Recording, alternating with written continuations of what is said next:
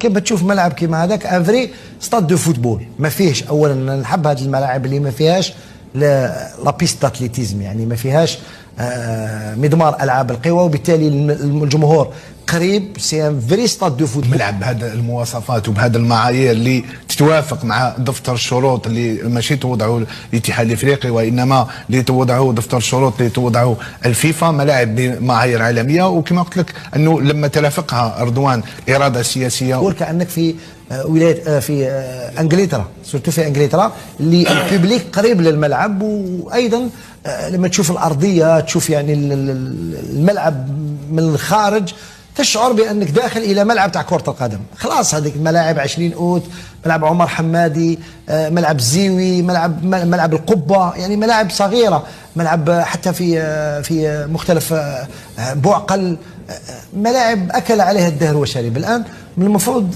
مثل هذه الملاعب هي اللي نشطوا فيها كره القدم، حتى حبينا نطوروا هذه اللعبه.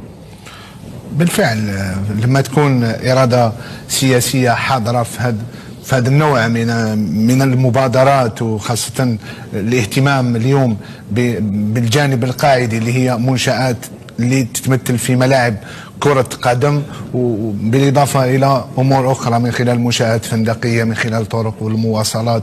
كل هذه الأمور تساهم وتساعدك على تنظيم أحداث كروية وأحداث رياضية عالمية بعيدا حتى عن كرة القدم، لأنه اليوم فيه هناك يعني تنويع. اون ريان اونفيل مختلف الملاعب، تشوف غرف تغيير الملابس، تشوف قاعة تقوية العضلات، تشوف قاعة المحاضرات.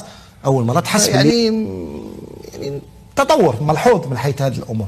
تكون أمور إيجابية نقولوا، تكون أمور سلبية لا، أمور إيجابية. اليوم لعب الأمير مولاي الحسن، وأنت أيضا كنت قد زرت هذا الملعب مرارا وتكرارا. الصورة بألف كلمة كما يقال، تغيير وشتان